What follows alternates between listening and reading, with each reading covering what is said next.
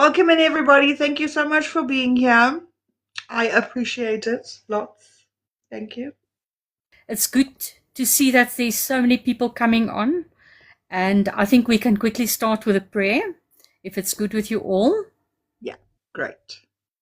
Awesomeness. Father, thank you. Thank you. I want to thank you for Candace's life. Thank you that you created her for a time such as this, as the person that you created her. And Father, thank you that she will touch people's lives and bring hope to them. Yeah, bring hope where there's hopelessness, where stuff feels life is falling apart. You are sending her in. And Lord, thank you that you will bring something supernatural to her, Father, that you will help her to do what she's called to, Father. It doesn't matter when she looks at, like, I'm 40 now. Lord, I ask for the best time, the best years, because the word says when the enemy is caught out, you must pay back sevenfold. So whatever you have lost in this lifetime, if you can catch the enemy out on this, you must pay sevenfold back. And I pray that over your life. I pray a blessing over your life. I pray that you will prosper in everything that your hands touch in the mighty name of Jesus. And Father, thank you for everyone tonight on this broadcast. Father, thank you that you will speak into the hearts. Holy Spirit, we invite you. We ask, Father, that you will touch people's hearts tonight, that you will reveal, Father God, how the enemy is stealing from each and every one, so that we can bring it to the light, be set free, and walk more than overcomers, Father, in the mighty, mighty name of Jesus. So thank you, Father. I pray that you will remove me, that people will not look onto me, but they will hear you, see you, and you work in the hearts, Father, in the mighty name of Jesus. We honor you for tonight and we say thank you in Jesus' mighty name. Amen. Yeah, so wonderful. Thank I don't know you. how you people experienced it as far with the information that you received, and to come to the realization that you also struggle with unforgiveness, and how people struggle, with this hurt and the pain and the anger and the frustrations and everything that goes with it. So I really hope that somehow there's just a little bit of a light that comes through as we talk about these things, and when we go to the point where we can actually get the questions and then work through this unforgiveness. Because I think it's good if we can first of all just understand what we are going through, what is the obstacles, where do we get stuck, and then take it from there on, and you can work it through then. So I think last time, I think we ended off with a place where we said we build walls. In a place like that, you start to build a wall for yourself, and you sort of like, you're distant and you don't want to get involved, and you just keep this wall and for a protection for yourself. Am I right? Mm-hmm. Yeah. I think tonight let's quickly look at the different types of anger, because we don't always understand when people react, what is the type of anger. And I want to talk about aggressive, this angry tempers, the aggressiveness. And I really can tell you that was me. If I talk about this, that was me. I was this very tempered, angry tempered person, and a lot of aggression. So normally with people that walk in that circumstances, they everything starts and it gets too much. And if you don't deal with these things immediately, so let's say something happens and you don't deal with it, it gets bottled up. And somebody does one stupid small little thing, and the next moment you get this anger trigger, and then everything is haywire. You start to get aggressive, you start to do all these outbursting angers where you shout, you scream, you act out in rage, you hurt people emotionally, physically sometimes. And then when you get to that point, guys, we don't always understand what happens to the people when you get those outbursts. You get so physical. for me, I got so physical. I really, when I got like that, it was like violence you can't believe. I think I said to you last time, I'm the one that I was throwing stuff around, mugs. Yo, I was well known for that.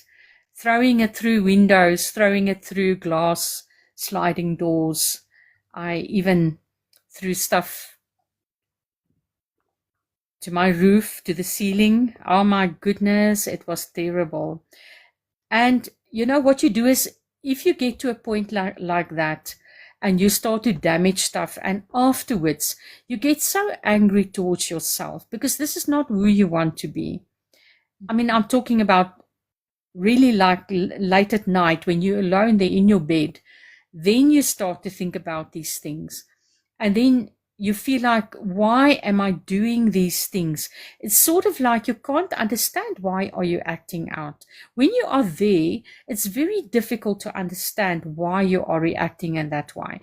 I even did self-harm at one stage because, you know, you don't want to do this. Really, I cried, man. I was in bed, lying there, tears running, because this is not what I want to do. I don't want to harm people, but it's like you can't stop this thing. It's like in a split second, and everything just comes out of your mouth, or you do stuff, act out in rage, and it's terrible to be there. Yeah, something I also did was like verbal insults. I love to do verbal insults, and I love to raise my voice. That was something, especially when people did not listen to what I say, or when you feel you are misunderstood. Then I used to act out with, you know, with verbal insults and stuff like that. So anger also gave me a false sense of security, and that's what happens. It gives you a false sense of security and control, that you think that you are controlling these people, but you're actually controlling them with fear, right? It's not controlling in a good sense, and we should not even control people. But when you are there, then that's your security, and you think that's your power, and that's the way that you can control people. And back at the ranch, you are hurting those people. And the more you're going to hurt those people, the more they're going to start, and they're going to be walking in anger eventually, because the more times they get hurt, sooner or later, you're going to act out in anger. It will happen because you can only take that much. Either you're going to withdraw, or you're going to act out in anger, and you hurt people. Hurting people hurt. And that's one thing we should never do, is drive people with fear. That is not cool at all. Yeah, so something that you will see from people with this type of aggressiveness and the way that they act out in this rage is you will never see them, they will never target a person that is strong. They will go for the soft targets, the ones that will not resist them. You will fight them. You will target them. You will lash out on them. You will have your outburst on those people, because you know they will not oppose you. And that's a terrible thing. And watch it. You will see those people. Maybe you've got family, or you're in a relationship, or whatever, and people are like that. You will notice these things, how they happen. Anyway, so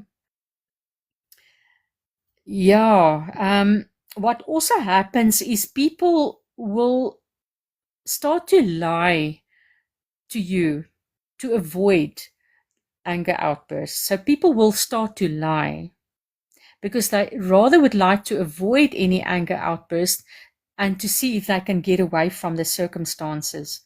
And yeah, when you are there, you become very self-centered. That is normally the narcissist type of people that will come out.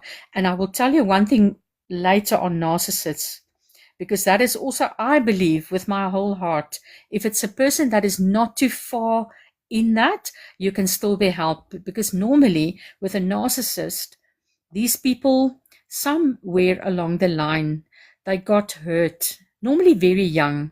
They got so badly hurt, and they get to a point where they say, listen, enough is enough. Now I'm going to take control. This is not, I'm no longer standing for this. And then they start to take that thing of self-control on nobody will hurt you again. And then this thing will start to grow, because I believe narcissism is actually just very self-centeredness, because everything needs to go according to them. And it's just because of hurt, guys. It's really just because of hurt. Yeah. I think if you look at annoyance anger, that is a type of anger that you get very annoyed when you ask people to do things and they do not do what you expect of them. Then you start to get irritated, you get frustrated, because you actually want to control the situation. So you get very annoyed, and then you start to get angry with people because they're not doing it according to what you like. So normally a person with annoyance anger should also look at the thing of control, because control can sneak in also very young.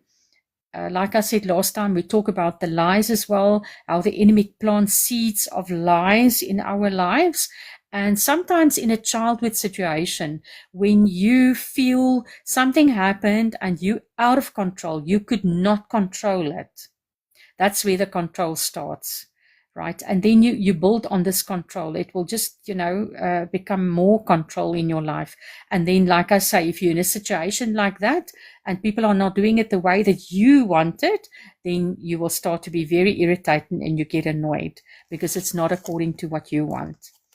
Let's look at silent anger.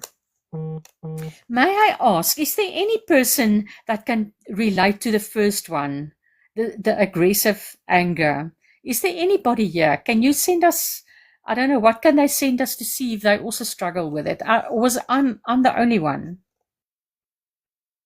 I was in my live earlier and I was talking about that. So a lot of times, like, things that I've dealt with, I sometimes can get, like, upset, I've had, like, a lot of people, I guess, that I've met throughout the years and everything that kind of, like, will just kind of, like, push me. And it just kind of, like, I get upset and I take it out, on someone else, and I don't mean to, like, because I'll be, like, my friend Alvin, I'll call him and I'll just be, like, started, like, yelling, but then recently, like, I've been, like, talking to God and been kind of asking God to help me, with the fruits of the Spirit. And the last time I called him, I was actually a lot more calmer. I said, at least I didn't yell at you. And he's laughing. He's like, yeah, it's cool. I was like, yeah. A lot of people have been saying they can kind of see sort of where God's work with me, but me, sometimes I get depressed and I just kind of, like, walk away. I don't mean to, but I know that's kind of, like, lashing out.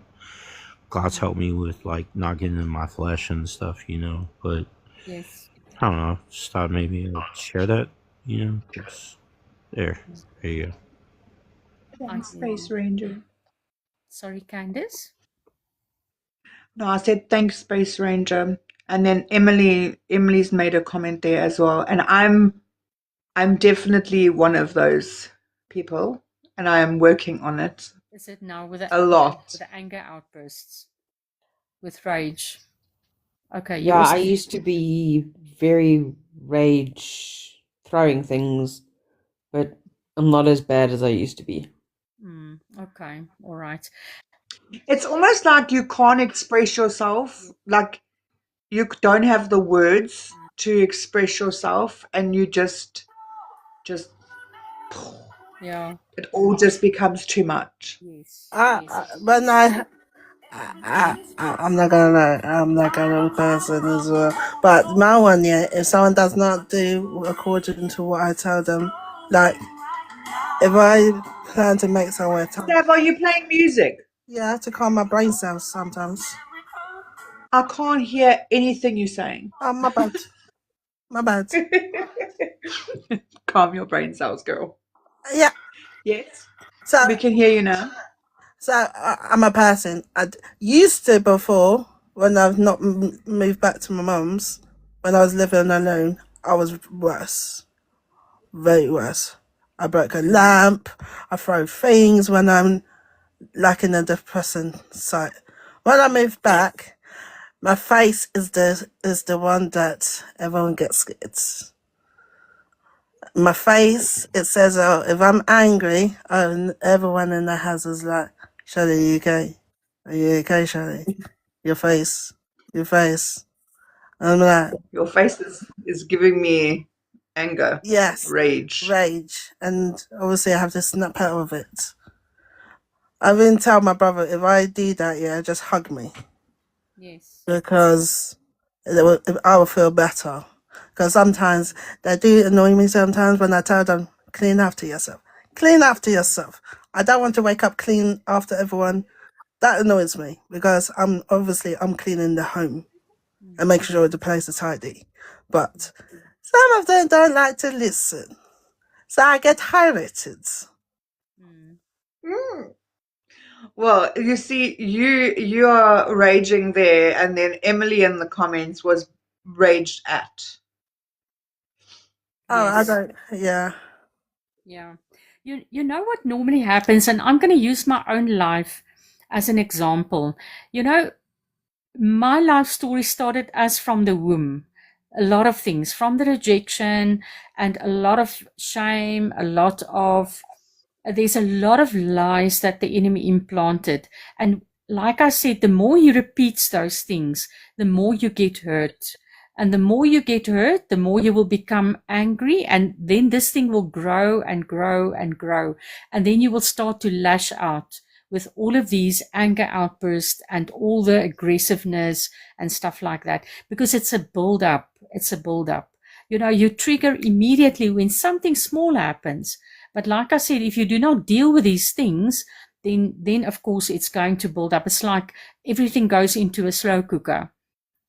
And the more heat you put on it, eventually that whole slow cooker will just, it will just explode, and then everything is all over the place. And that is what happens with a person, especially if there was a lot of hurt in your life, if there's a lot of things. That's why it's so important. Remember, hurt, like I said, hurt, you get hurt. Why are you getting hurt? It's because people make you believe something of yourself.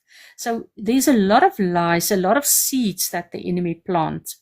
And those lies, you cannot get hurt if people do not touch that what you are feeling, the rejection or the shame or inferiority or failure. The more they touch that, right? The more they in circumstances say something or do something that you experience, because remember, 95% of whatever you experience it in your subconscious mind. Did I talk about it last week? I don't know if I mentioned it because I'm busy with 2 trainings at the moment. Yeah. And the other one is, I don't recall it. excuse me? I don't recall Where it. I spoke about the mind, and then you've got one brain, right? But 2 minds. I don't know. I don't know how much you went into it though. Okay, let me quickly. You did a little bit, but I don't know how much I don't know how much there Okay, is. let me quickly. Sav, what you saying? Sav, did you say anything? Yeah, what you just said, we did. Yes. We did. I spoke We did mention it, but you didn't go all in. It deep was in it, right? So we've got one brain, but we've got 2 minds. So the one is your conscious mind, where everything happens, where your logic is, where you make decisions, where this is all the practical parts of life, right? I wish I had a picture. I can't show you the picture. It would have been very. Is that like when we did the parenting this parenting workshop with what is it, discipline without damage, where you've got the upstairs brain and the downstairs brain. That's how they put it. Where like the downstairs brain is all what you are born with, basically. No, this is. And your upstairs brain is a little bit, that's where your decision making comes and Yeah. all of that. Okay. Is it similar to that? Yeah, mine is a bit different.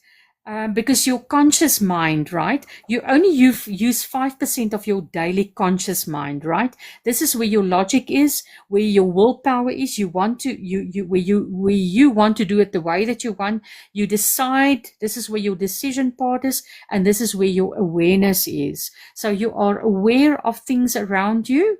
You decide according to your will what you want to, and this is where the logic is, right? But everything that you receive in your lifetime comes through your 5 senses, right?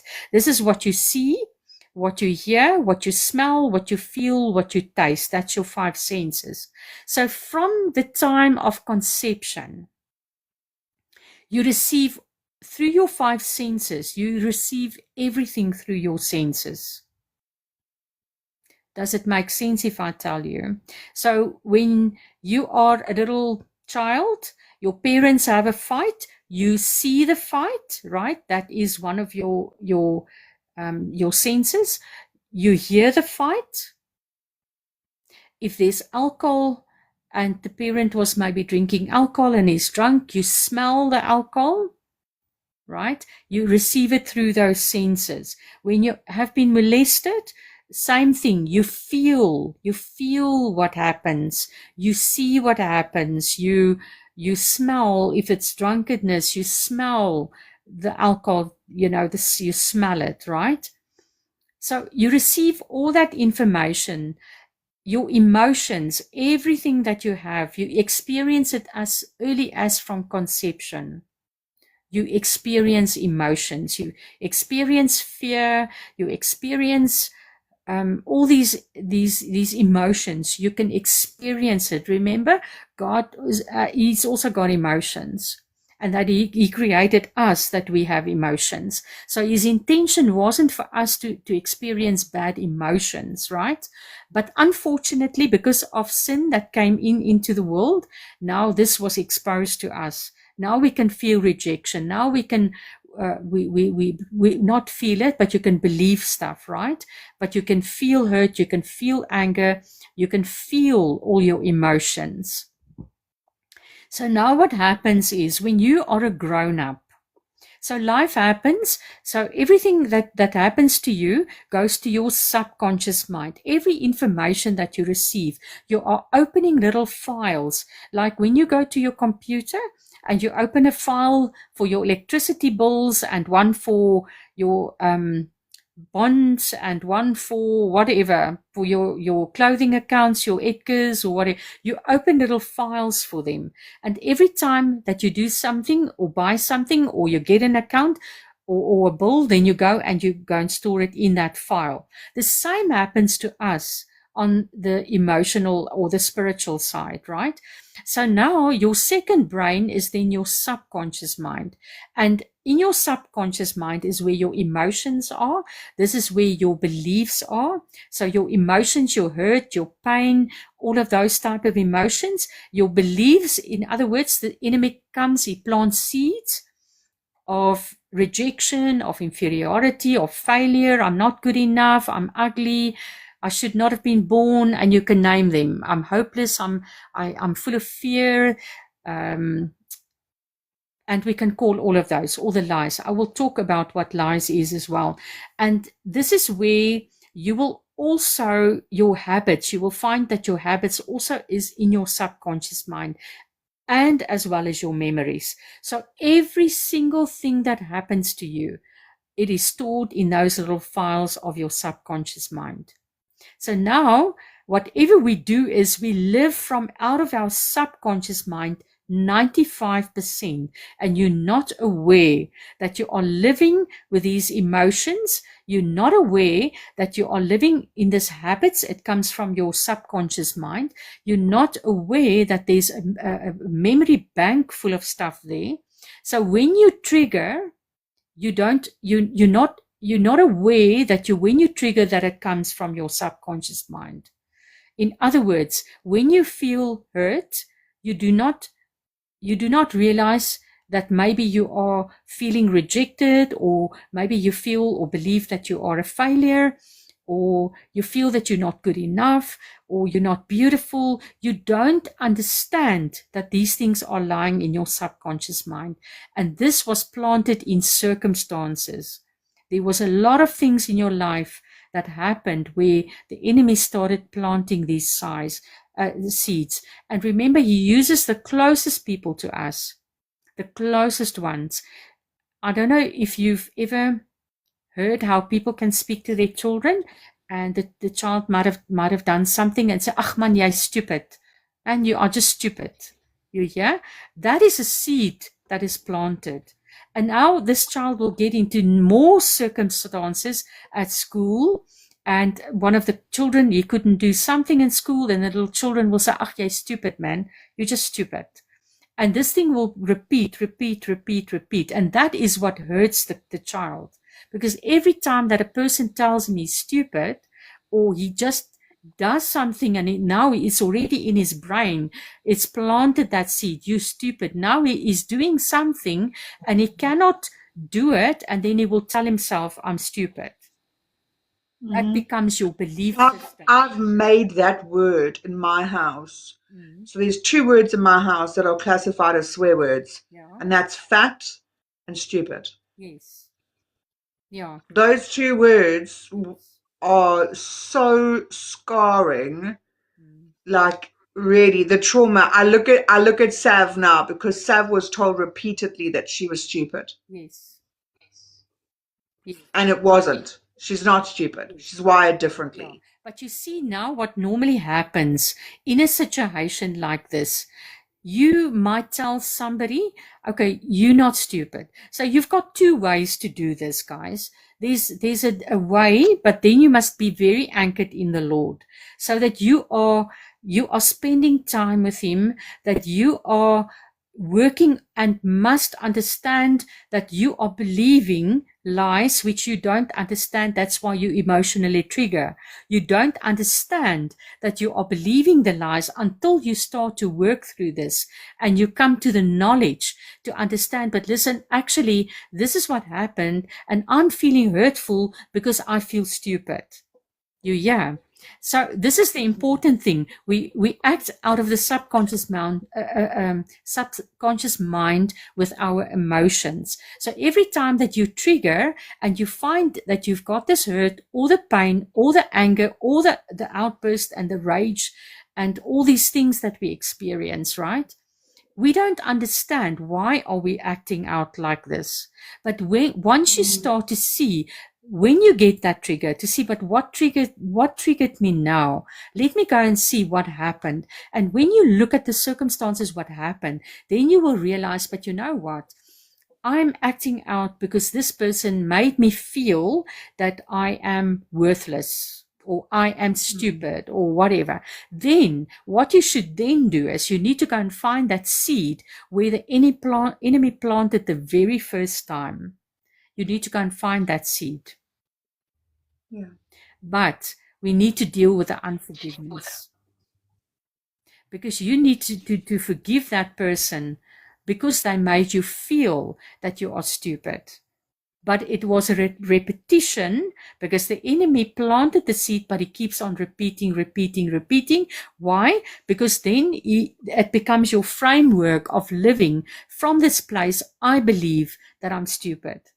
And what you believe, so it shall be unto you. So you've got 2 ways. Either you work through it with this process, where you actually go and you find the root where it was planted, that you can remove that whole tree where it happened in your very first time of your childhood life, and you go and look at the circumstances, you forgive the person that made you feel like that, and you exchange that to the Father, and the lie. So in other words, you choose to forgive that person. You take the lie that I'm stupid, you give it to the Father, and you ask that Holy Spirit will come and give you the truth of what you are believing, that you are stupid. Then the Holy Spirit will come and he will give you that truth. And that is where the enemy loses its rightful place.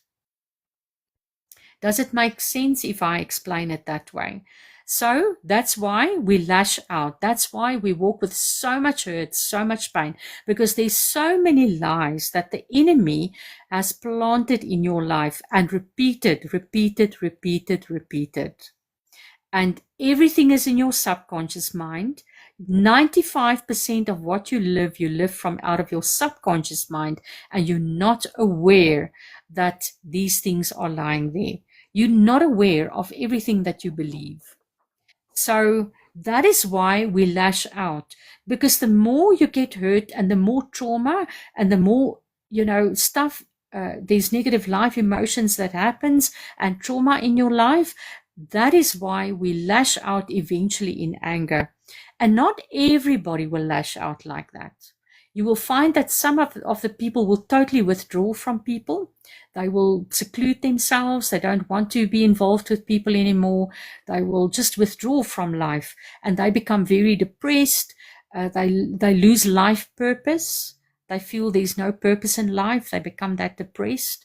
And that's normally what depression does, because you are depressed because you feel there's no worth in you. Why are you even alive?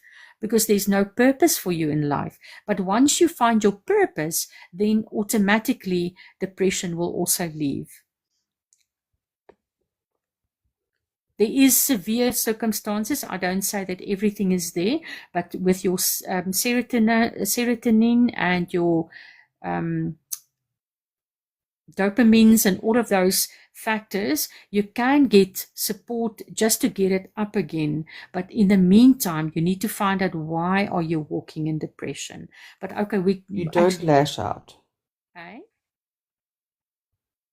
Excuse me?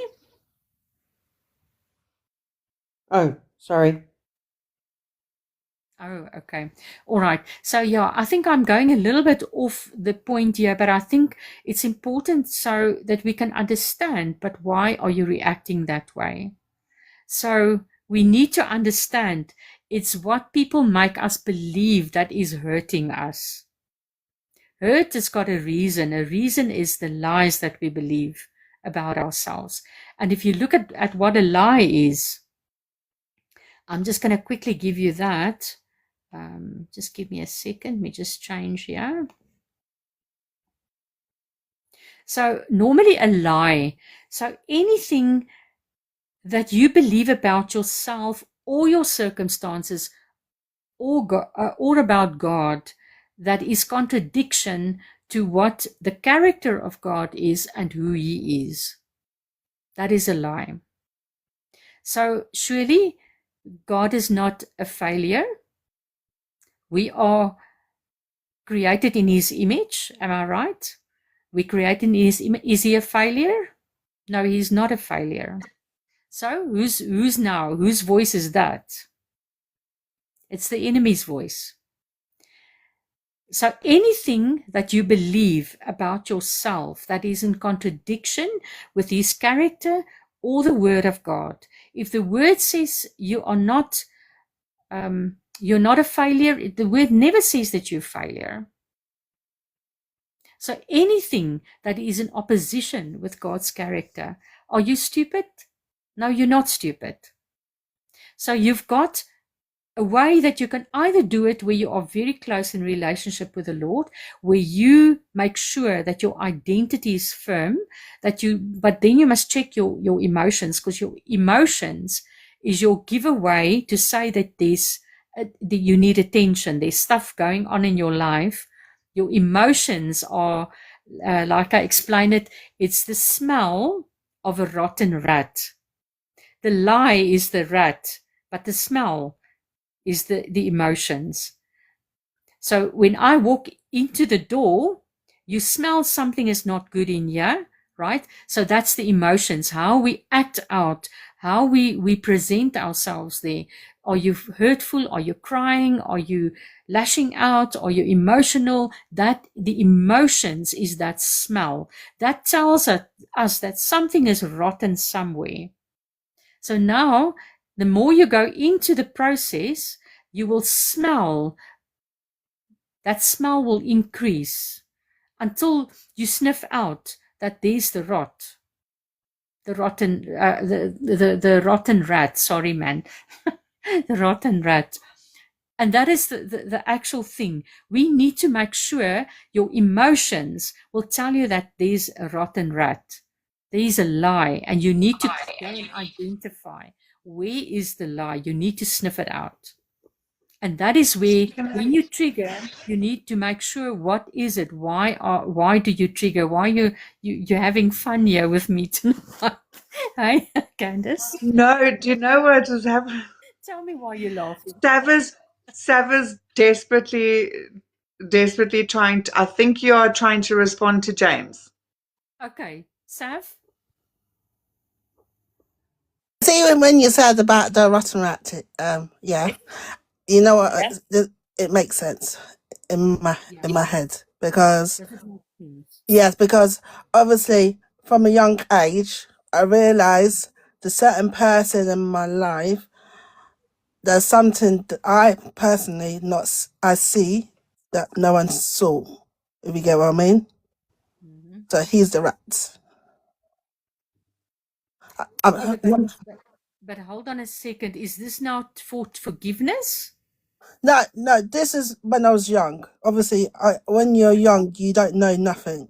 As though you're explaining it, yeah, it makes it sense from my brain cells that obviously when you see someone do something not in the right way, in the correct movement in the way of life, but acting it as a Christian, but it's not a Christian because it's doing Yeah, when you were younger, you thought that was what was meant to be. not Meantime, they were a rat all along. Or is that yeah. am I misunderstanding? Yes, they were the rat already because I see what they're doing, but no one can see it. Yes, I hear what you say. Yeah, so that was the bad person that made you believe the stuff about yourself, right? Yes, yes, Am I right? yeah. Okay, But so I'm the one who see it. I'm the one who see it. But I kept my mouth shut because I want the Lord to release everything out, okay, I the truth to receive. come out, and obviously the truth has come out. Okay, so that is now on the physical part where you can see that he was the rat. Something was going on actions and stuff that happened. Yeah. So the actions said this, but he was the rat that did the actions. Am I right? So that's Yes, now the physical part, right?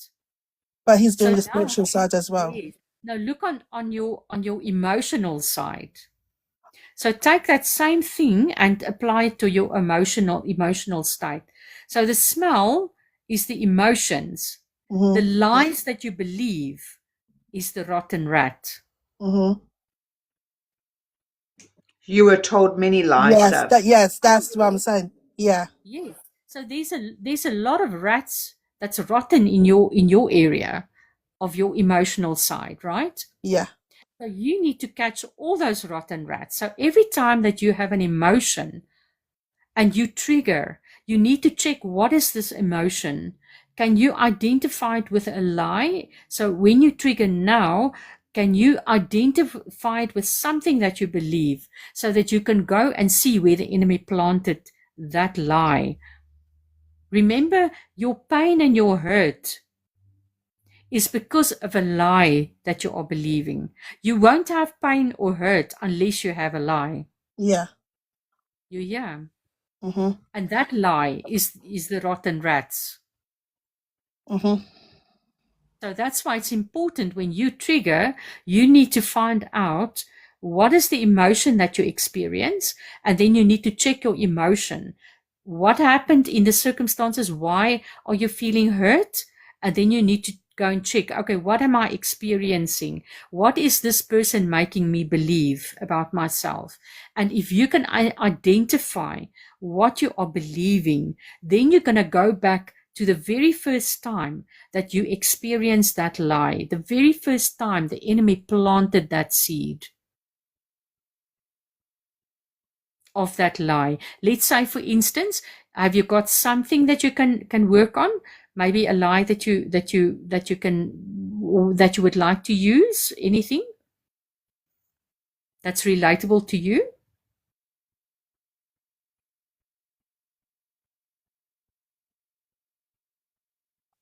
can't remember half of that, you know. Okay, so let's just use what can we use? You ugly. Let's use you ugly. Can we use that? Yeah, you can use that. Okay, But so let's say now you're in circumstances and you are with a couple of ladies and something happened and somebody looked and they whispered something in the one whispered in a friend's ear something, and then immediately you felt that I'm ugly, I'm very ugly, right? You might experience, because you might feel, I'm feeling hurt now. Why are you feeling hurt? Because they made me feel that I am ugly.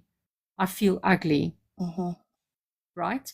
So now, if you go back in your childhood life into a memory, because remember, you don't know when you are acting out on this emotional side, you're feeling hurt. You don't understand that these things come from your subconscious mind, right? That you are believing that you're ugly. So now, if you know that this is what you're feeling, you are feeling ugly, then you go back to the very first time that you felt that same belief that I am ugly. Let's say, for instance, you were like in grade 1 and you got to school and there was you were playing with your girlfriends, and the next moment something happened there and they started whispering or fighting or said something, and you felt that you are ugly.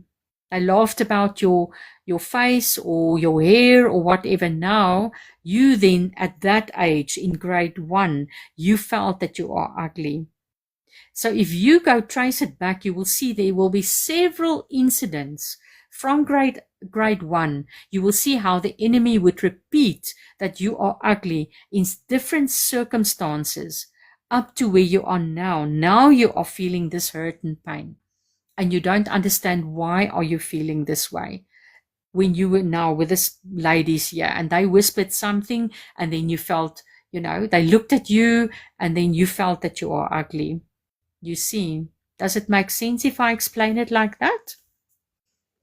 Because that's the work of the enemy. Remember, he wants to steal our identity.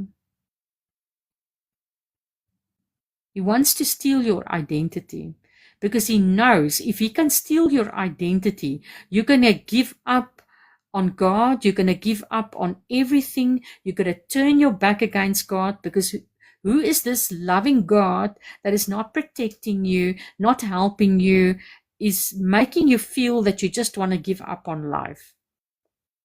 You're going to turn your back. And that is exactly what the enemy wants. He would love you to turn your back. May I say something when you're done? Yes, please.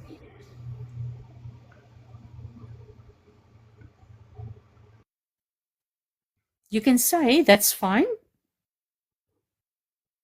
As a way of isolating you sometimes when you're alone. It can hit you, and without that situation, it can. Let's do another scenario. Let's say you're alone, right? And you're by yourself, and it's 3 a.m. or something, and it's 2. All of a sudden, you're just kind of. It can hit you.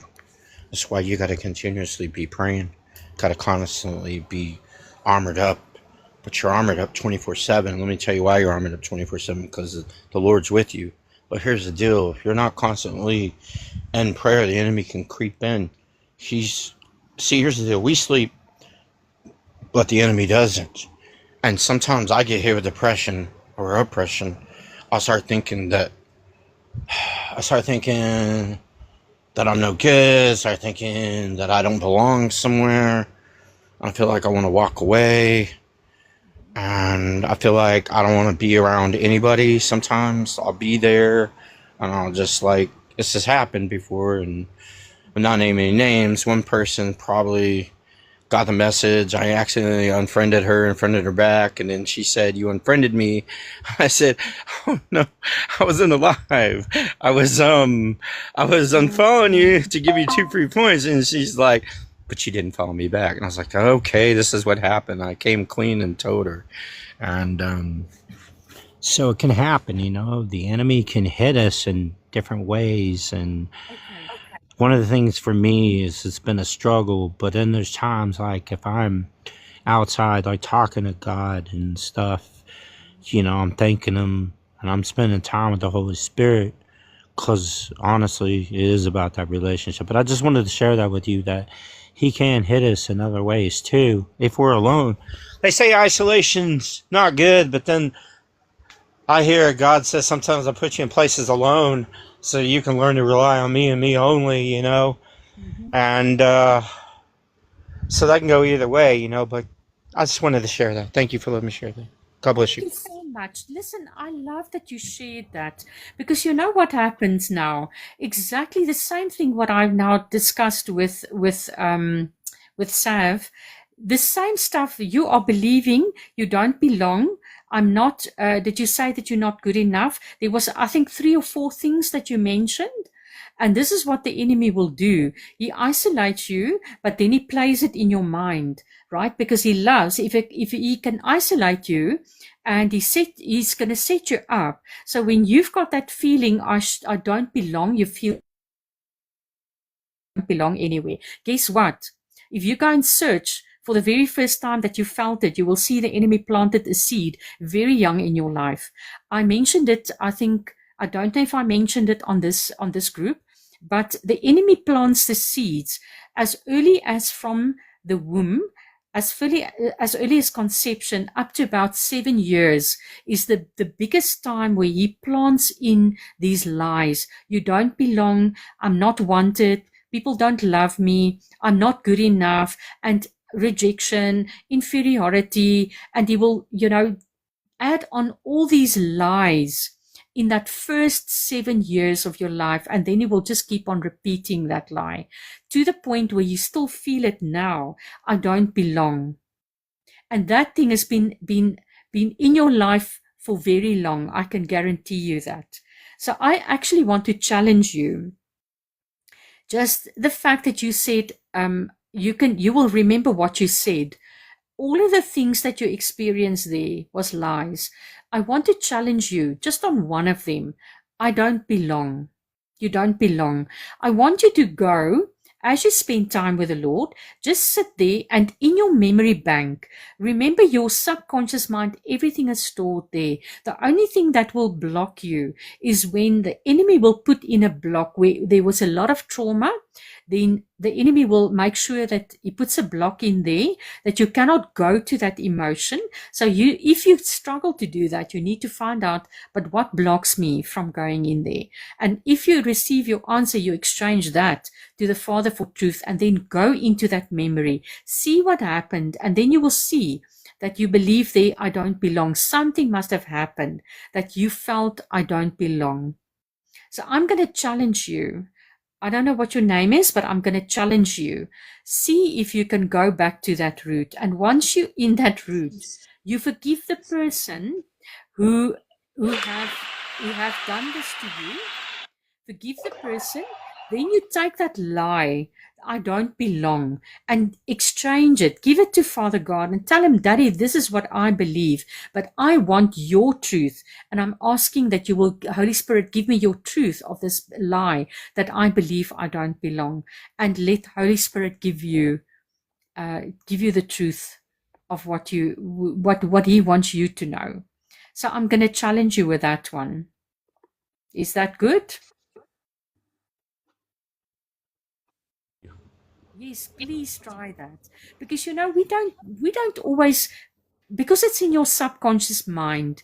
How many things did you guys hear that he said? Which was all, we've got lie-based lies, we've got true-based lies.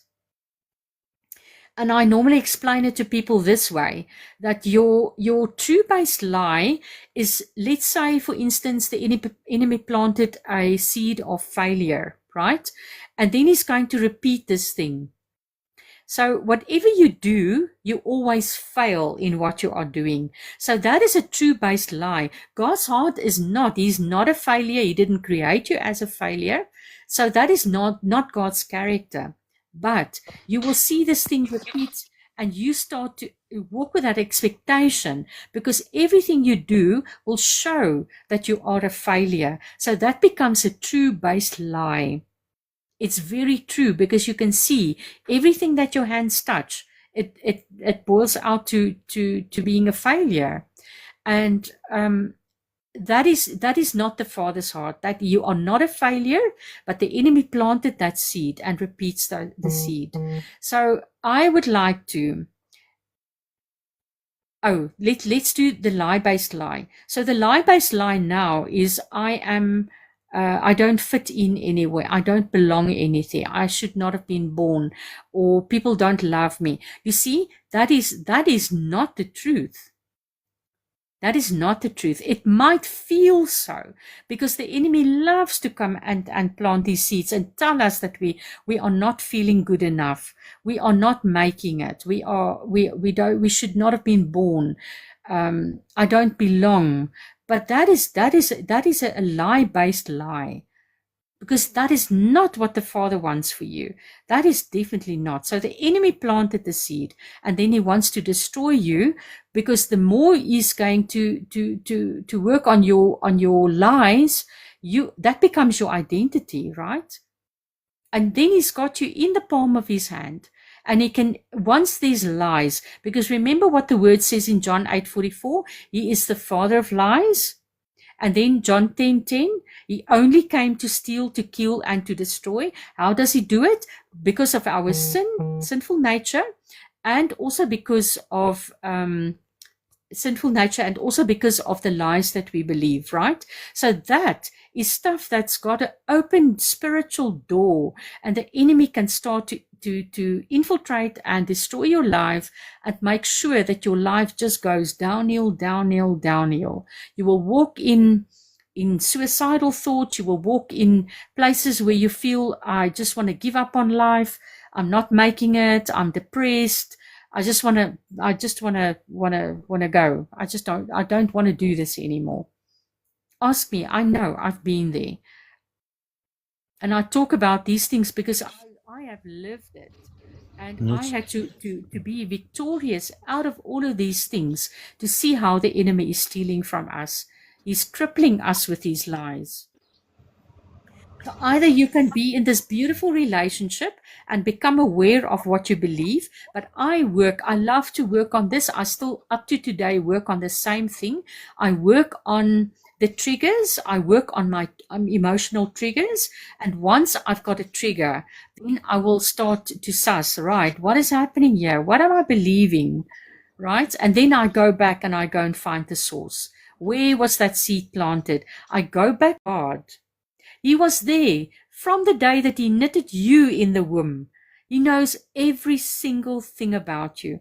Every unrighteousness, every trauma, everything that happened to you, every lie that came into your life, he was there because he's omnipresent. He knows every single thing about you. So who is it better to ask for the truth?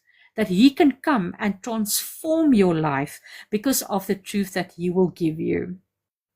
And that's why I go back to the root. I remove that whole tree with the roots and all.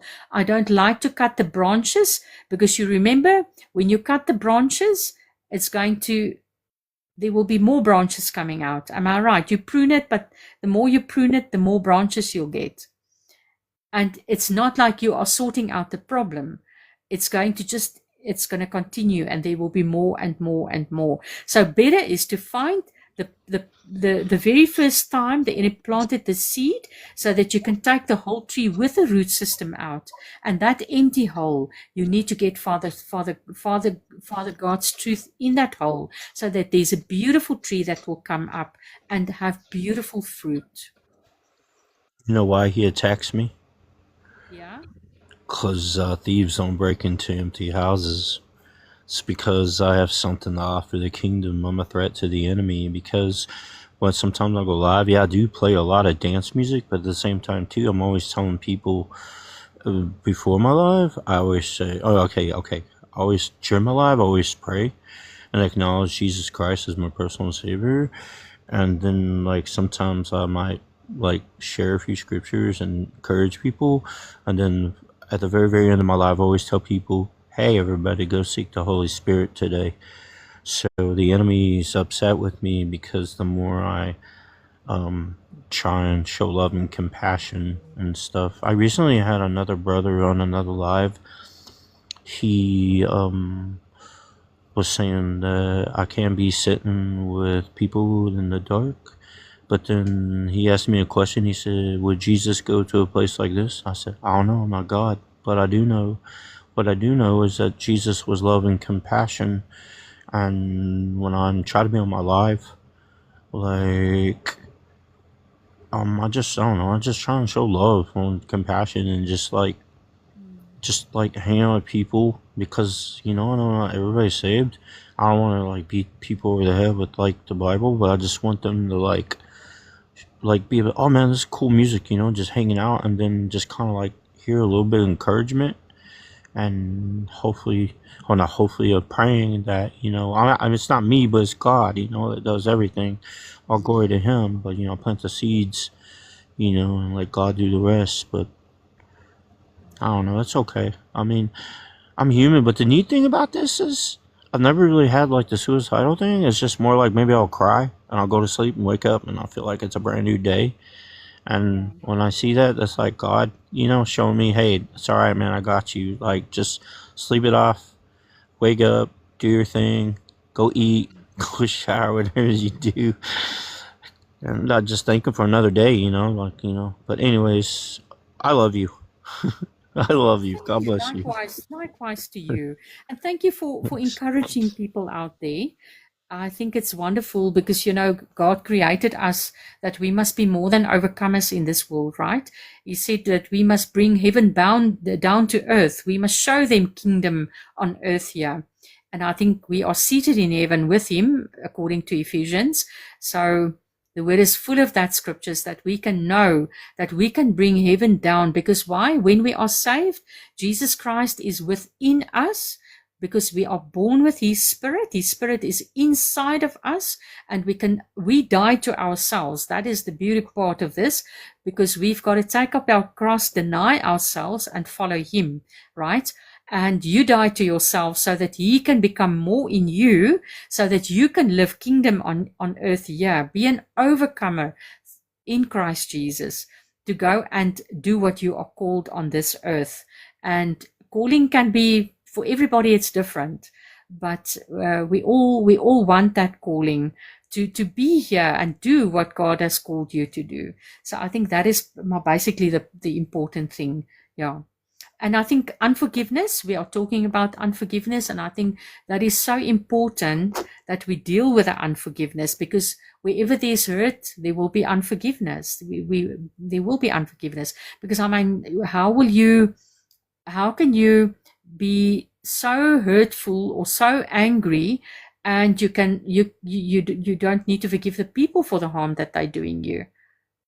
Am I right? We need to forgive those people. That's what Jesus said when He forgave us 100%. He said, now you go from here on and you forgive other people. You love them.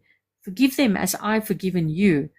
Because from here on, everything that you are doing wrong and you ask forgiveness and you don't forgive your brothers and sisters, then I can't forgive you your sin. Because we still continue in this lifetime and we still make a lot of things. We make bad choices. We still fall into traps and we fall into sin, and there's so many things that we are working through. Yeah. What is the time like, Candice?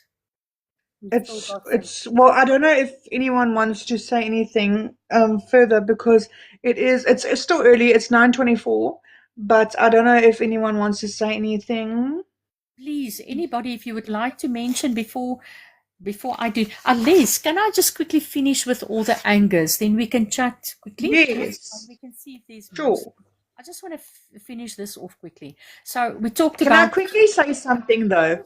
Please. Guys, never ever worry. I am not falling asleep. I'm looking down. Everyone is worrying and messaging me and saying, "Are you okay?" but I look down at the messages and yes, don't laugh. I have small eyes. So I have a phone here and I'm looking at my phone and I look down. Does it look like I'm sleeping? Well, I'm checking Sorry you about and I that. haven't seen you sleeping. No, what? Like if I look down, this is my face. If I look down. Oh, okay. So everyone keeps saying, are you sleeping? So guys, stop messaging me. I'm okay. Focus. Okay, you may continue. Okay. Thank All you, right. So Joey. we did annoyance anger. I think it's just important for us to understand between the hurt and between the angers. Hurt is hurt. Pain, emotional pain is emotional pain, right? But I think the angers, we sometimes suppress anger, right? So that's why I'm discussing all the angers that you can maybe identify with yourself, because we don't realize that we're walking in anger. So we did the annoyance anger, where we say, look at control there. Then we've got the silence anger. So silence anger is normally, you can see it via a person's body language, right? Because they suppress, they silent, they don't say anything, they don't have outbursts, but you see the body language, you hear the tone of voice. These people are operating in a different sphere, right? And we find it especially between Christian peoples, right? Why do we do that? Because they are taught, right? They're taught you must have self-control.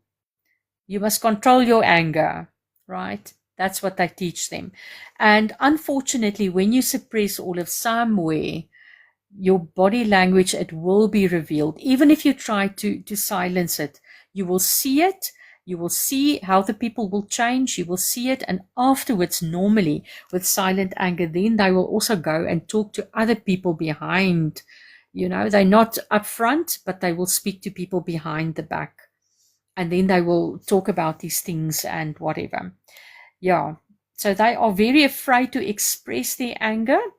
Yeah. So they're afraid to trigger. So they walk away because they don't want to, first of all, they don't want to hurt people, and they need to control themselves instead of dealing with the incident. So with this silent anger, these people keep on suppressing, and they never get to the point where they actually deal with that emotional stuff. They don't deal with the hurt, the pain, and everything that caused them to walk in that silent anger. They also try to avoid conflict because of fear, because they feel they can also don't stand up for themselves. That is also a thing for silent people. They are actually very dangerous, because the day that you push them too far, because they bottle it up and they suppress it, that you push them too far, they can absolutely they can lash out. And then also it's very dangerous because they keep on bottling this up, but their thoughts, it's defiling them. I don't know about you guys. They keep it, but your mind is so full of all of this. You continue, you are busy in your mind fighting with the people, and you are suppressing these things, and you keep on running these things over and over in your mind, and it keeps you so busy. It actually takes you out of stuff. It takes you out of your time with the Lord. It takes you out of so many things, because you keep on running these thoughts in your mind, and you are so in bondage, like really. And it becomes very destructive, and it can become very revengeful when you are sitting there, because the more you think it, the more you become angry, and the more you're going to think what you're going to say to this person, how you're going to deal with this, and how can you take revenge on that person. Yeah. Okay, then justifiable anger.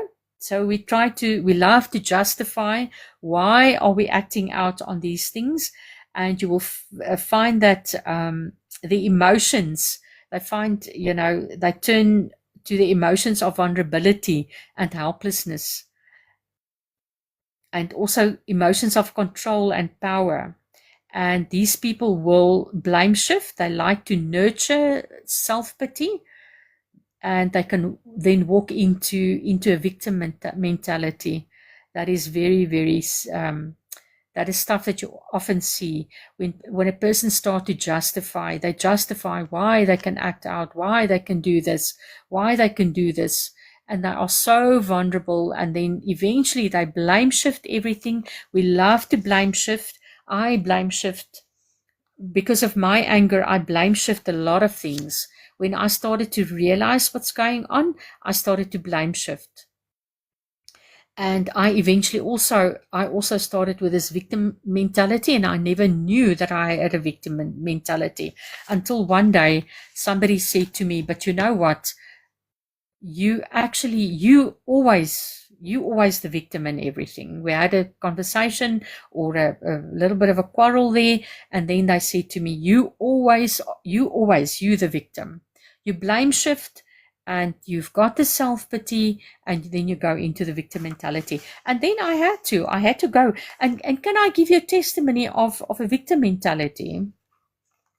This is what happened to me, that I caught a victim mentality. I was in grade 1. So the boyfriend, remember that we call it a case in Afrikaans, right? So that time it was my case, my boyfriend, and his mom was the teacher in grade 1. And we were sitting in class those days, and he was writing something in a little bit of, on a piece of paper, folded little paper, I don't know, you guys did it. And then they sent the little paper around to everybody, and it up to where I sit. And then I replied on this little paper, and I sent it back again. And on my way sending it back, his mom caught me. And then I was like, she took me to the bathroom, and I had a lekker smack. She took the ruler and she was hitting me with a ruler, and I was so angry about it. I was crying. And that is where my victim mentality came in, because all I felt is that I only responded to the letter that he wrote. I just responded. And now I'm the victim. I'm the one that's getting the hiding. Not him, I. And that's where my victim mentality came in as that little 7-year-old. And then it started repeating. And then when they told me, but listen, you always the victim, you see, because it will keep on repeating. You will see the same thing will be repeating in life until a time where you start to deal with the things. Then you will see, okay, this is why you get a trigger. You find out, okay, somebody sometimes need to tell you that you've got a victim mentality, but then you don't have to say, oh no, you don't know what you're talking about, and what. Rather go and search and see what happened. And for me, it was like, Lord, I want to know. I will search, and I will find the root where the enemy planted the seed. And then, of course, I got my truth, and I'm set free of that victim mentality, and I can continue. Praise the Lord for that. Yes. Okay, so let's hear. Oh, Is there yes. anybody that would like to say something, like to share maybe, or let's discuss something? Any questions? Hello, Shivani. Do you have any questions, girl? Hi. No, none at the moment. She's sitting quietly here. Very quiet, but I've been Ma listening. Baker. Hi. Hi. Hi, Ma Baker. Joey. No questions, guys. I got one for you. So, I was watching Marcus Lamb one time when he was in Johannesburg. I believe it was Johannesburg. He was live in the church, and he was saying the youth was on fire, and this is way before he passed. My question is, where are you? What province of SA are you in, if you don't mind me asking? Oh, that's fine. I'm also in the Gauteng area, in Johannesburg area, but more in Pretoria. I'm in Pretoria. Yes, so I'm also in that same vicinity. It's called Gauteng, Johannesburg, and the surrounding areas. Yes, Pretoria. Cool. I'm learning that all that area. So like it's really cool. I just met somebody named Abba. She was in a live recently, and I invited her here. And she met Kelvin. She's from South Africa. She moved to Colorado, and she's a believer in Christ. And I can't wait for y'all to meet her. She's Holy Spirit led, and it was really neat to run across somebody else from SA. And but when she comes here, I can't wait for all of y'all to meet her, and because she's from where y'all are from. So there you go. I don't know. The Lord's put me for whatever reason in y'all's lives. I don't know. I just want to say that because it's like everybody I've been meeting's from SA. So I don't know. Maybe God's got something for me. Just keep. I always pray for everybody there. Sav is not from SA though.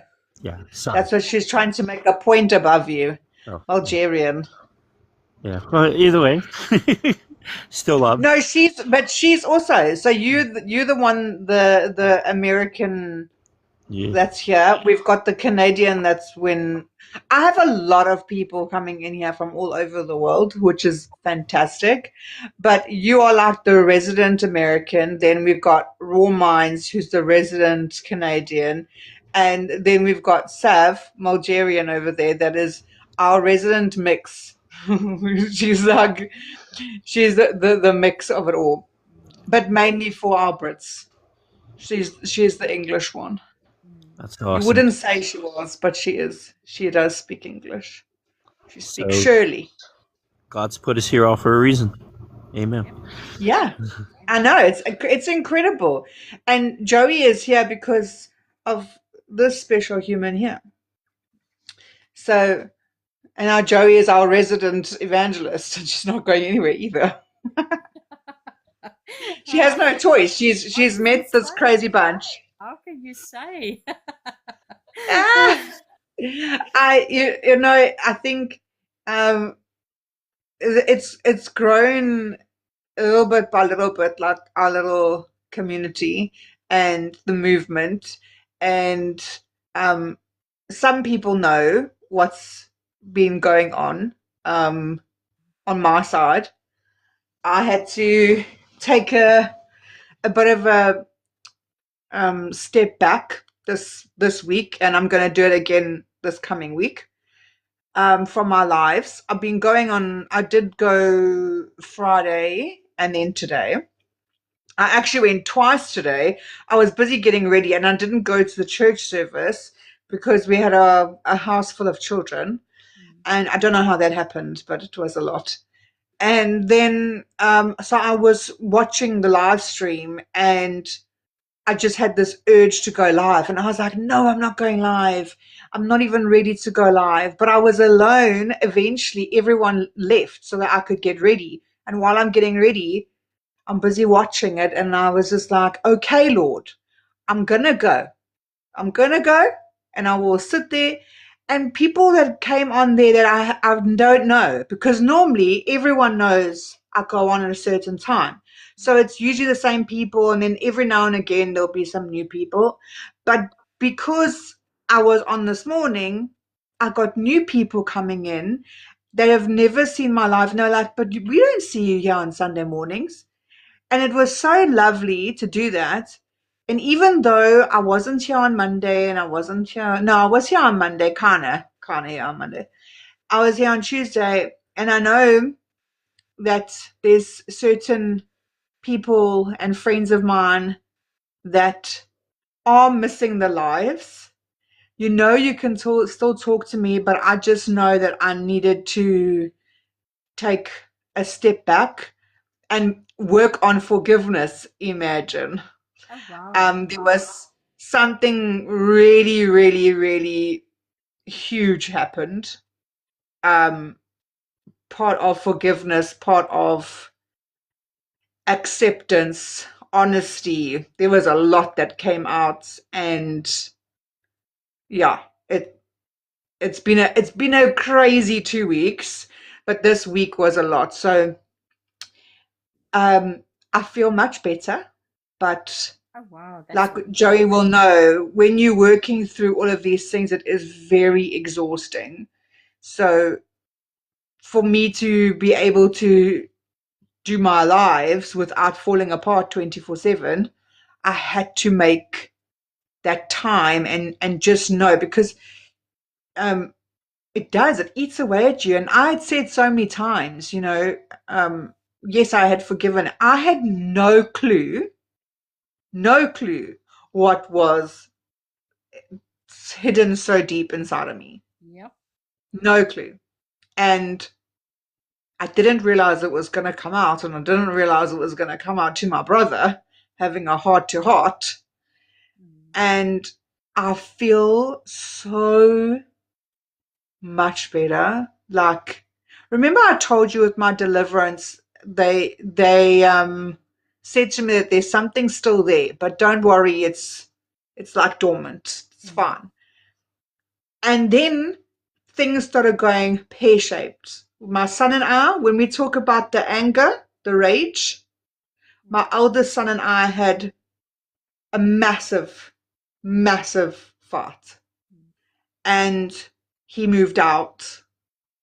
So here you go, TikTok. Here's the real ninja, for those of you that don't know. And it's difficult. It was very difficult. He absolutely hated me. He moved out of the house. There was a lot going on, and it was anger and bitterness and bad. We said very hurtful things. My little one was there. There was a lot going on. And in order for us, or for me and us, to kind of get to where we are now, where he's moved back, we are communicating. Yes, it's not going to be overnight at all. I've already said to him, can you wash the dishes? And he's like, ugh. So I could see him going, here she goes again. But it doesn't matter. You're a child and you will do A, B, C, and D. But it's the way in which I approach it as well. And knowing that he is still a child, even if he looks way bigger than me, and I'm like, look up at him, and he's 17, and he's, but Joey, I lost that trigger for me. I like this. I completely snapped. Yes.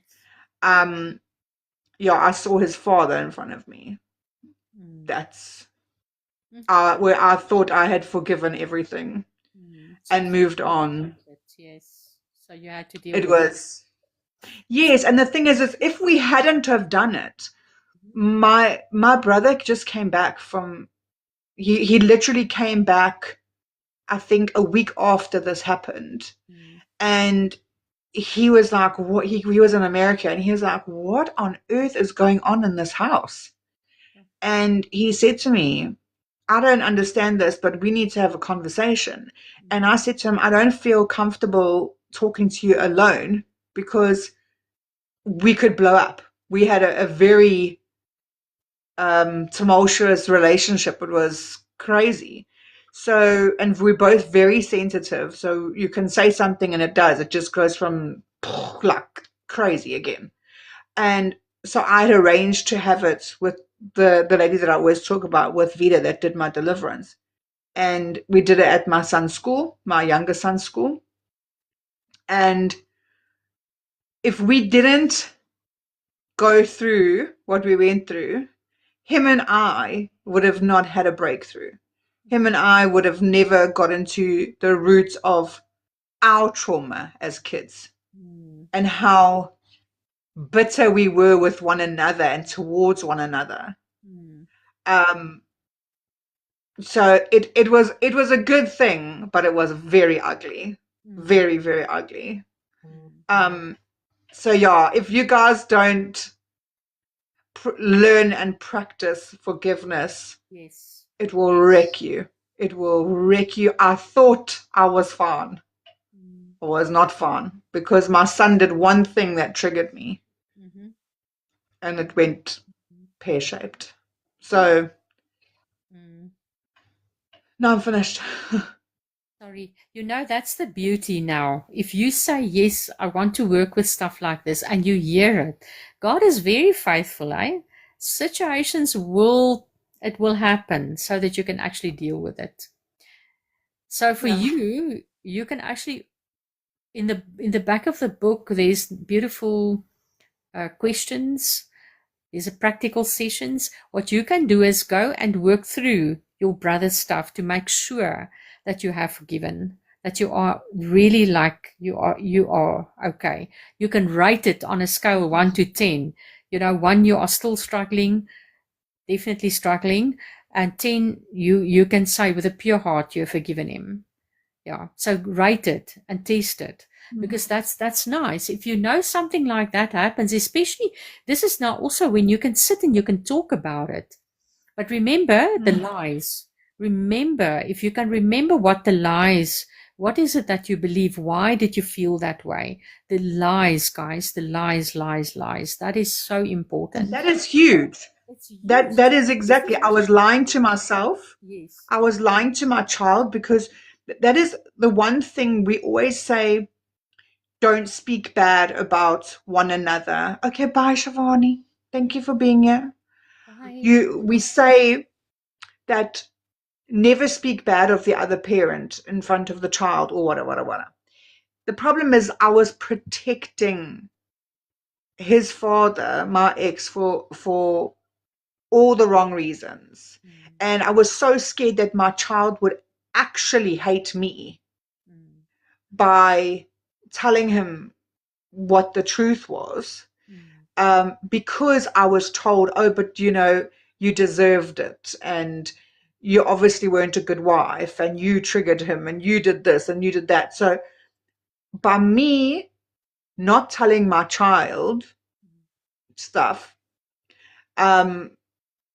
he got so angry with me, because it wasn't like I was lying. I just wasn't saying anything, because you get brought up saying don't talk about it, and everyone kept saying to me, don't say anything, he's let him find out himself. And obviously as parents, we don't want our kids to find out and get hurt. Like, it's not nice. We want to protect them. But I kept quiet. And the time that this rage thing happened with him, because he every now and again, I don't even know what the English word is, but he hawks out. He loses it. And he rages. And it's dangerous for the two of us, because I hawk out. And then there's two headbutting. And, me as a mom, I'm the adult. I should be more calm and understanding and whatever. But like we had spoken, is that we have the triggers that we obviously are not done with, and we haven't dealt with them. And I had just lied to myself this whole time, and my son thought I was lying to him. And when I did tell him, but I told him in a place of anger. We didn't have we hadn't have a conversation where we can sit down. I told him in a place of anger. And when I told him the reasoning, he goes, yeah, and then? And I was just like, wow. So then I got more angry and I got more upset. And then it gets ugly again. And then he leaves, and it never gets solved, because now we're all walking on eggshells around one another, keeping our feelings closed off, keeping all these secrets of how we are actually feeling. And as you guys all know, this face is very bad at hiding how it feels. Check Sav, she knows, because hers does the same. So I could say to you, yes, I'm 100% fine, and then you can see I'm not. No matter how I'm lying to myself. Yes, you're fine. You're fine. Don't worry about it. You're fine. Until you're not. So, yes, I am 100% working on myself through Vida, the help of Vida, who I've told you, she's just like you as well. And when you come in here and you were speaking about forgiveness, like I get so excited, because when people go, well, what are you doing? I'm like, we're doing part 3, and it's on forgiveness, because it's never ending. It's never ending. You can't just think that you've forgiven everyone and they've forgiven you, or you've dealt with something. It's every single day you need to learn to forgive people and have more grace. And that's what I'm trying to learn, is have a little bit more grace for people and myself sometimes. Absolutely, absolutely. I think if once we deal with understanding, what is the problem, why we struggle to forgive. That's the beauty. Once you can understand what stops you from forgiving a person, or what do you believe will happen if you forgive that person?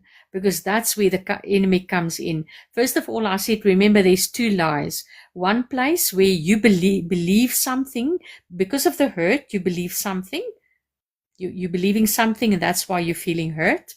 And the other one is what stops us from what do you believe will happen? What will stop you from forgiving that person? That's where the enemy's got the other lie in.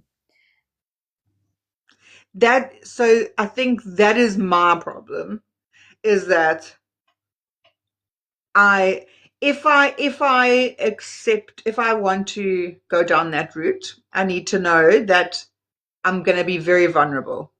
Yes. And it's now I'm not in control of whatever is going to happen. Mm-hmm. So I'm vulnerable. I don't like it. And the Lord knows, like, I can hand things over to him he has to nudge me quite a few times. And then I'm like, okay, I get it. I understand.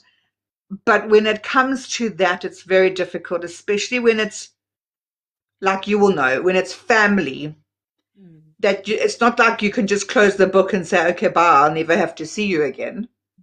I've got kids, and it was my child. And I thought, how do I apologize? I didn't know what to do, because at the end of the day, he still hasn't apologized, but I've still forgiven him. And like when we were saying, you automatically expect an apology back. Exactly. Well, this one did not give it to me. He says to my mother, I will not go back home, because and I was just like, now I'm getting like more rage, and I'm going, where's your respect, child? And I was just like, it was never ending. It was just like a snowball effect. And I said to my mom, like, I don't, why must I apologize? I didn't do anything. And my mom goes, just do it. And I'm stubborn. And I was like, but I don't feel like I need to do it. Then I go to Vida, and Vida says to me, you need to apologize. I'm like, what for? So then I go, and I'm like, okay. I got in my office, and my boss and them all knew, because I had to take time off to go and deal with all of the stuff at the school as well, because Denver saw everything and witnessed everything. And he told his teachers he's very worried about me. And then I told my boss, like my boss's wife, and she said to me, she's like, Candace, you need to apologize. I'm like, listen, all of you people, you know how difficult this is for me to apologize to my child that should have respect for me. She says to me, the best thing to do is write a letter. And literally, I didn't do a whole story, because no one wants to read a whole sub story. All I said was, thank you, Mountain Spring. All I said was, I really, really love you, my boy. I will always love you, and I'm sorry. And that's all I said. I put it in a note. I gave it to him. He didn't acknowledge that he got it or anything, nothing. I was like, did you get it? Like, now I'm waiting for something. Did you get the letter? And he's like, yes. So I said, oh, okay. Did you read the letter? He's like, yes. And that's as far as it got. And I've learned to deal with it. I'm like, that's cool. Yeah. Listen, leave it as it is. The reason why, remember, you are all hurt in your family. Right through. Everybody's got hurt. Everybody's got somewhere, like he's running in this rage, in anger and all of that. That's because of hurt. That's because of hurt. It's Yeah. because also he's got a lot of things that he's got to deal with, the lies and everything. So all of you are like broken pieces, and this is what happens in the families. All broken pieces. Now everybody needs to get, themselves sorted. But once you can start to deal with all of these things, that is when the enemy can actually lose the ground, and relationships can be restored.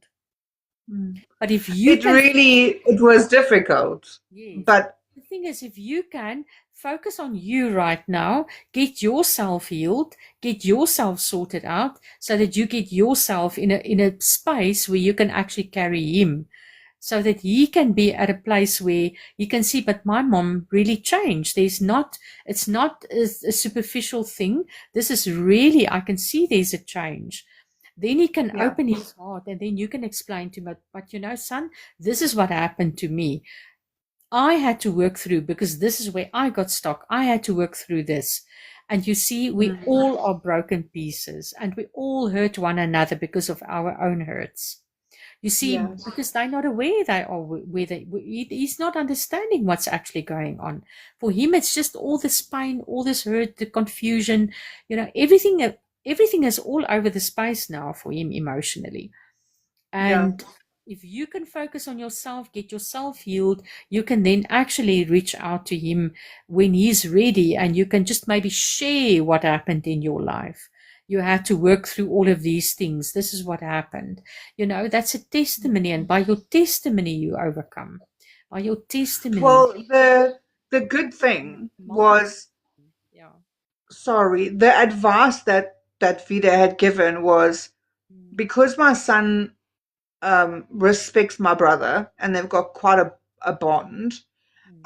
She said, because he was there through my first marriage and saw what happened, he must talk to my child. And he did.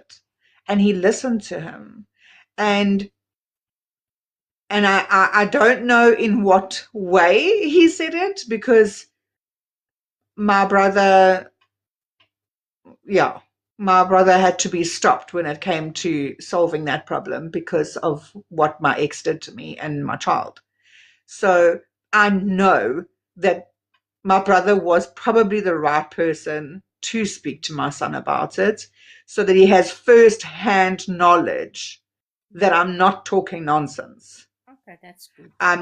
Because I think that's also what happens is, as anyone that comes from an abusive background, there's always that doubt that if you speak up, people are not going to believe you. Yes. And you don't want to have to go into such detail that you're trying to convince someone that you're telling the truth. And the last one I want to do that to is my child. He doesn't need to know the gory details. But my brother apparently told him. And so when we got to talk together, the three of us, like adults, imagine adult conversation in my house.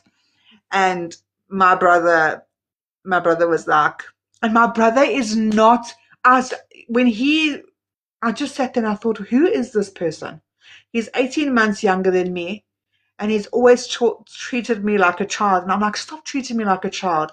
And here he is now helping us with our family. I'm like, what the hell? This is ridiculous. I'm the one that's always saying, get your life together. And he helped us. And and he said to my son, some of the things he was saying, I just thought, please stop talking. Because he just said to my child, it's okay, you don't have to come to church. Don't come to church with us. It's fine. I'm not going to force you, because I was forced for 38 years. I was forced. And then where am I now? So it took me 38 years, and my brother saying how it was. And I was like, don't tell him not to come to church. But then again, my brother was told to go to church, to do this, to do that for his whole life. And he just kept rejecting. And my son must have had a conversation when they had the conversation. And my son said to him that every time he tries to get close to God, something bad happens and pushes him further. And I'm like, listen to that's that the lie. devil. Listen to that lie. Huge. And I said, that's the devil. Do you think the devil wants you to be close to the Lord? Hmm. And my brother said to him, that is exactly how I felt for all these years. Hmm. And I was like, wow. So, yeah. It's a long road ahead, but there was a lot of like massive realization, a lot of honesty. Be honest with one another, guys, because there's no reason to lie, even though we're hearing the lies, but we are also lying to ourselves. That's one of the best things ever that you can do is, and even in this process, you must be very honest. You must be very vulnerable, and you must confront yourself, and you must be open for what you're going to find out from yourself. Because like you say, there's a lot of things that you're not even aware. Remember, 95% subconscious mind. You're not even aware of all of these things. You think you're okay. Nothing whatsoever. You're not okay. I tell you, we're not okay. Thank you. It's lovely that you are always here and giving us God's word, just in a little bit of a different way, so that we can realize a few things. Yes, traveler, God has his time. He does. Is there anything else anyone wants to say before Joey closes off? Listen, who would like to pray for us tonight? Is there anybody that would like to pray? Niakni. I've done it before on here. One day. Okay, that's fine. It's nerve-wracking. I have to be in the moment. You know that I talk about the Lord nudging? He's not nudging tonight. I hear you. Okay, no problem at all. I just like to also give people an opportunity. Maybe they feel to pray, but it's all good. I will do the prayer. Not a problem. Thank you. So Father, thank you for tonight. Thank you for each one that tuned in, that listened. Father, I pray that you will be the after preacher, that you will work and minister and convict people of things in their hearts, Lord. I pray that you will reveal to them, Father, the enemy's lies in their lives and how they are stuck in certain circumstances. Holy Spirit, you are the only one that can help us, that can convict us, that can bring us your truth of every lie of Satan. And I ask, Father, that you will be with each and everyone that wants to open their hearts, Father, that you will never leave us nor forsake us, but you're there to help us. And Father, I pray for each one on here tonight. I pray, Holy Spirit, that you will do whatever you want, your perfect will in each and everyone's life. And Father, I ask that you will send your angels to protect them, to guide them, to lead them in all righteousness. And Father, most of all, I pray for a deeper relationship with you, that each and every one will be drawn close to your heart, that you will draw them so close, Father, that they will not be able to not read your word, to spend time in your presence, to talk to you, and you talk to them. So, Father, thank you. I bless each one, and may they go in peace tonight, in the mighty name of Jesus. Bless their week as they go out, in Jesus' name. Amen. Amen. Okay, I love you, girl. Go to sleep. Good night, everybody. Thank you so much for joining. Everyone. God bless. Love you. Bye. Bye.